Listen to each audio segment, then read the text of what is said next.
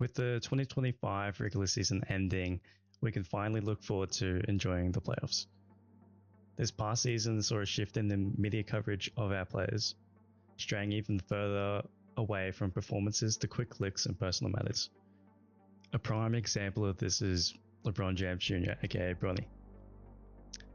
We're talking about a kid that was the 55th pick and obviously has had a lot of media coverage surrounding him purely based on his name. Obviously, we can't control that, neither can he. But people are forgetting that this guy had a cardiac arrest not even 2 years ago. He is still physically and mentally recovering, being grateful, as you can see on your screen, that he's able to play the game he's played his entire life. But we've got people questioning whether he has warranted his position, whether he's good enough, and even bringing up the event itself that has dampened his chances and performances on this level. Obviously, for the 55th pick, there's been way too much media coverage on him. He spent most of the season in the G League, where he has greatly improved as the season went on and has finished with respectable numbers. But it should be worth mentioning, these types of picks are not new in the league. We've got high school prospects like Imani Bates, Jalen Hands, and Josh Shelby that did not perform that well at the college level, but were still picks based on their high school like 5-star status.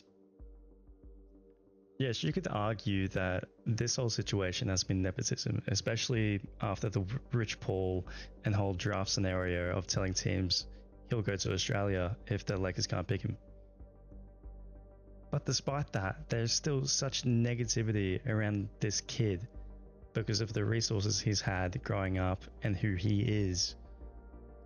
Luckily, as the season went on, the narratives changed as his performances got better, from people saying he doesn't deserve this opportunity, he's only in this because of LeBron, this is daddy's connections, no other team wanted him, he just sucks.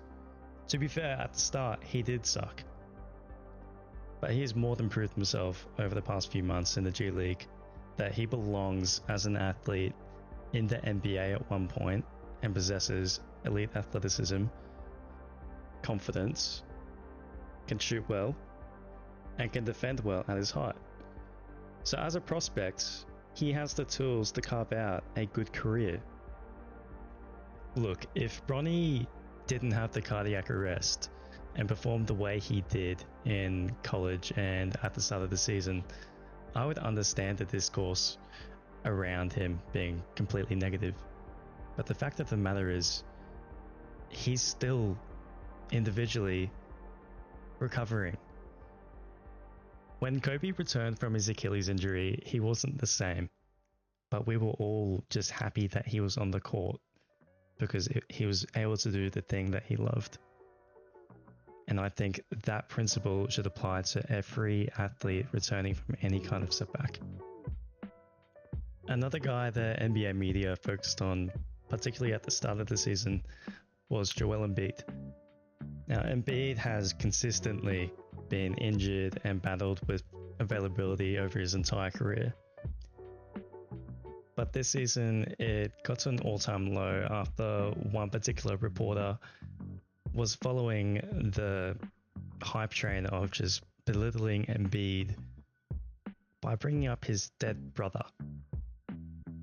Questioning a man's pride and character to perform in the sport that got him out of his home country to come to America as a raw, just pure projects type of player that solely had the physical tools, and the NBA Africa program was taking a chance on him, getting him to America, and still with cameras on him, I'll put up the clip now, going for layups behind the backboard, questioning whether one of the most all-time skilled bigs, purely from hard work, is trying his hardest.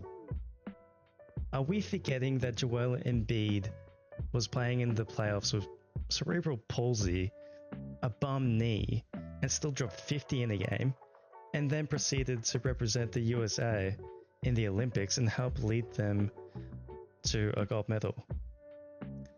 And by lead, I mean show up in one game against Jokic, which got them through that game. I think the media forgets at times that these players are still humans, and they've put in the time, effort, and who even knows how many sacrifices to get to the point where they are now. If you want to question Embiid's nutrition, recovery, gym work ethic, I don't know, you can do that. But leave out family and who he is outside of basketball. The point I'm trying to make in this video is we've got two players on the opposite ends of their careers, how they entered the league, the caliber of player, etc. Yet, we've got very similar cases of sensationalism and dehumanizing these players that we're meant to be uplifting, because at the end of the day, the NBA media and the NBA itself, it's a bi-directional partnership. There isn't one without the other. There's so much money in this, yet they're trying to tear each other down.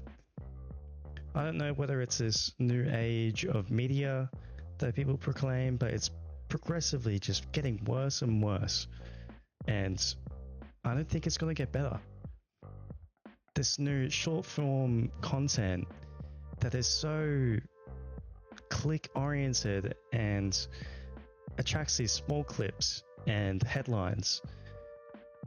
And obviously from a business, it makes sense to get that, but we need to just take a step back and think about the greater good of who you are as a person, reporting and saying these things about these individuals who you only get to see on the court playing a fucking game. Basketball, at the end of the day, is entertainment. We can analyze the entertainment, we can give our own opinions and analysis, whatever. I don't really care, just leave it at the player level, not the individual.